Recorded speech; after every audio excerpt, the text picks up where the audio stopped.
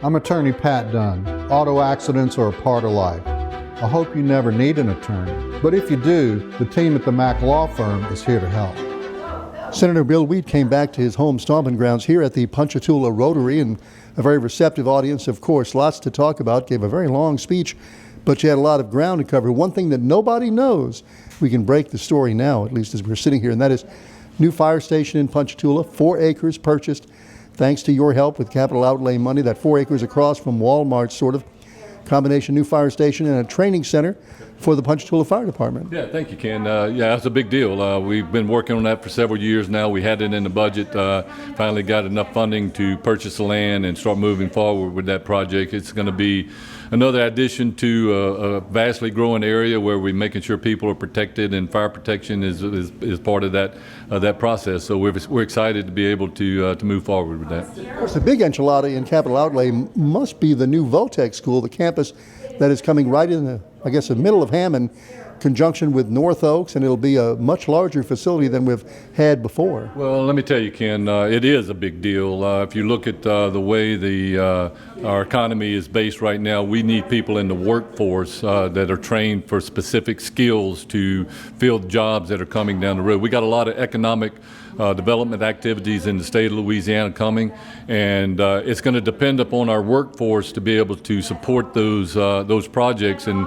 whether they're going to be successful or not. And so this new ground, they've totally outgrown the one that they have currently in our area, and we needed to make sure we prioritize that. We worked really hard with a conjunctive effort between the hospital that donated some land to help with that project, as well as the other entities involved, and made our case in front of the administration. We were one of the only projects selected statewide to get funding from the governor's package of bills that was inserted into the capital outlay bill from the very beginning.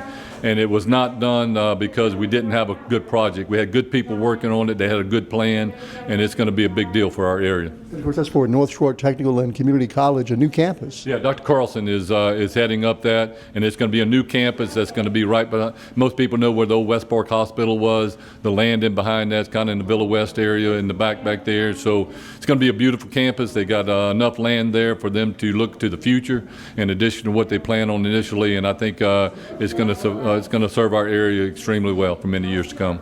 So Paul, over all of this has to be the threat contained in the bill. They call it the big, beautiful bill, the budget bill on the federal level, which, as it's written today, unless they change it, would cost the state $4 billion in Medicaid reimbursements. Ken, I'm tell you what, that's on our minds right now. We don't have enough monies in Louisiana to fill that hole in the budget if that comes to fruition in Washington right now. So I know a lot of people are working on it to try to minimize what's going to happen there. Look, everybody wants to make sure we have a streamlined budget, but at the same time, we got to help people and make sure that their health care is taken care of. We are one of the 13 states that would be affected most dramatically if we can't use the maximum of about 6% of the provider tax that we currently use to offset some of those charges to Medicaid patients. And so we're watching that very closely. If it does come down to where it affects us in any degree, we may be back in special session to try to address those needs. Of course, you can't get blood out of the turnip even on the federal level. And I mean, isn't there a danger that, we couldn't take, what if it was a $1 billion cut? We couldn't handle it. We'd have to do something. And the things that we would have to do is not appealing to anyone. We don't want to have to cut services. We want to make sure that people need them, get them, obviously increase efficiencies, increase the fraud and abuse that's taken care of. And we're on that path, absolutely, Ken. But there's not enough of that to cover that big hole in the budget. And so how do we deal with it? We have to cut services, or we got to go back to the people and ask for a tax. We got to go to the hospital providers and say, y'all got to help us out. There's no easy answer to that. Well, I mean, the crazy way that health care is done in the federal government, if you cut a state dollar, you're going to lose 3 federal dollars. That's right. Yeah, you're 100% right, because everything that we put into the trust fund to put toward Medicaid, the federal government, based on a complicated formula called the FMAP formula, they will come up with how much the federal dollars are going to match, and it's usually about 3 to 1. It fluctuates a little bit from year to year, but if we lose that ability to put $1 million in there, we lose $3 million federal money, which means $4 million we have to come up with somewhere. Well, and people think that these cuts will be borne by the lazy bums who are on welfare forever. But the reality is the money you're talking about would be cut from our hospitals. So we'd shut down almost every rural hospital in the state if this wasn't changed. If you talk to any hospital administrator right now, they have their close eye watching and see what's happening. Look, they help us by, we charge them that provider tax so that we have the monies to put into account that federal dollars match. And so if we take that monies that, and that money that when it comes back matched goes back into their hospitals in a way that they get their money back out of it. But we can't provide the services if that happens, Ken. I don't know if people remember this, but a couple of years ago, we learned that North Oaks is so lean and mean, they operate on a 1% margin or less. They don't have extra millions of dollars that they can use. Well, I'll tell you what, I work very closely with the administration of North Oaks, and they do a good job in managing people's money up there. I think, Ken, they have a high number of low-income families that they serve through that hospital compared to other hospitals, so their margin of profit is not as blown up as maybe some. So they do a good job, in my opinion, yes. You know, I've been chastised by our readers over and over again. I am not allowed to interview you without, or any other lawmaker, without asking about insurance. You covered that a little bit in your talk, but the bottom line question is, have we made progress on insurance rates? Well, let's look back, not this past session, but let's look at the one previously where we dealt mainly with property and casualty homeowners insurance, Ken. And what we can tell you already is that the bills that we passed from that session, although it's not being felt to a large degree, they are starting to happen. We've got more insurance companies as a result of that legislation writing property and casualty insurance, and some of the filings that they've had with the insurance commission, the rates have been lower than they have in the past. Now, the thing that gets crazy here is that inflation continues to go up and the cost of things, so we can't control everything in the insurance market. But what we've done in property and casualty is seeing some dividends. I think as we continue to go down that path, it's going to get better. Are they ever going to come down to where they were in the past, Ken? Probably not. I'm just being honest with everybody. But we got to be able to get it in line with the rest of the states. And right now, Louisiana is out of line. Now, let's talk about this session, what we did. We focused mainly on the automobile insurance. And what I will tell you is that from last year to this year, we spent a lot of time in Baton Rouge in committees trying to determine where we were outliers on things that we did different from every other state that would make our insurance premium so much higher for our citizens.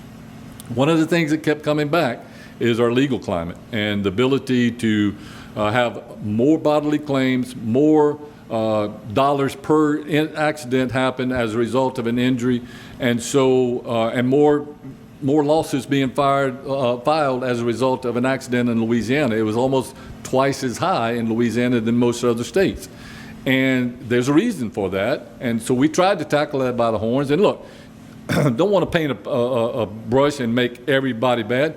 There's people that get in a wreck that deserve fair representation in court to be compensated for the injuries that they have had as a result of somebody else. We don't want to get in the way of making sure that happens appropriately. But we have to handle the abuse in the system too. And so I think a lot of the bills that we passed, Ken, was trying to look at that and say, let's be reasonable from both sides and do some things that make sense. And I think we did that. I think we tackled some tort reform bills that are, in my opinion, have the ability to move the insurance market more favorably. We'll have to wait and see.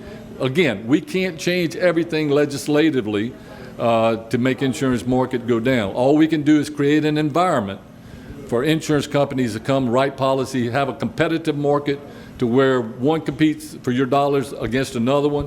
When that happens, insurance rates will realign. So have we turned the corner yet that more companies are coming to the state than leaving? Yeah, well, again, it depends on where you're talking about. In the property and casualty market, yes, we've seen that trend already develop, and that's pretty fast. Usually a year is not the time frame that you look at, but already, based on what we did last year, we're seeing that trending in the right direction. The automobile industry with tort reform bills is going to take some time, Ken, but I'm very hopeful that that's exactly what, and if it doesn't, we got to go back to the drawing board and figure out what else we can influence and try to figure out ways to do it, because automobile property and casualty insurance is too high for our citizens. You know, I hate to say it, but isn't New Orleans, I hate to always beat up on New Orleans, but aren't they weighing down the whole rest of the state when it comes to car insurance? You know something, I think that there's sectors of every state that probably can be, say that that's true. You know, is your theft higher in some areas of the state that drives insurance? Do you have more wrecks in some areas of the state? Is there more lawsuits in certain jurisdictions? Sure.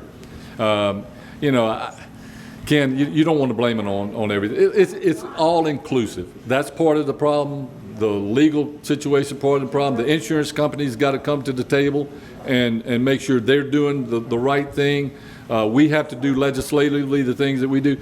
It's got to be a concerted effort on everybody's part to try to get things done. Because, look, people cannot stand the way the insurance market in Louisiana for much longer the way it is right now. Yeah. What else do you want to share with us? Ken, we reorganized a lot of different divisions in Baton Rouge. One of them that I'm very proud to tell you that I think is going to be helpful to the citizens of Louisiana is the Louisiana Workforce Commission, Department of Child and Family Safety, or division. It was so inefficient trying to help people in that system. We totally revamped it. I think it's going to be helpful.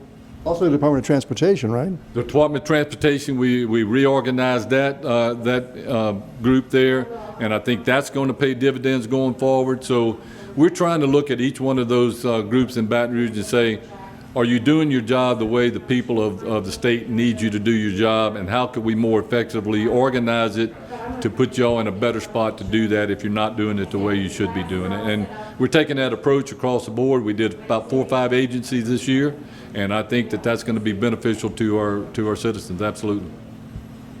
I'm going to tell you about another issue that we've got at the end of the session that we got a lot of discussion wrapped around, and that's dealing with our independent pharmacies, Ken. There was what's called PBMs, pharmacy benefit managers. They're the intermediate guys that when a drug is made by a manufacturer and it goes into a pharmacy ultimately to the customer that has a prescription, there's somebody in the middle of that buys the drugs from the manufacturer and then sells them to the pharmacies.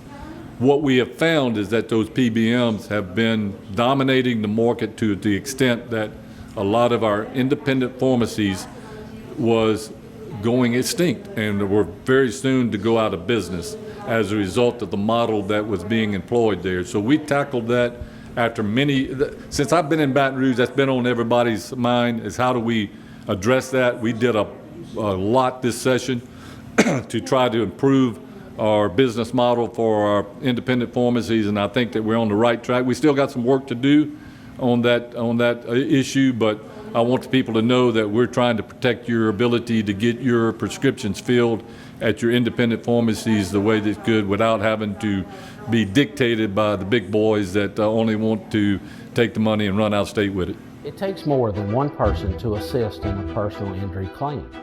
I am attorney Glenn Westmoreland, and we have a strong team at the Mack Law Firm. It is our goal to make sure your injury is properly attended to. Contact me at TangieLawTeam.com and let us get you the help you need.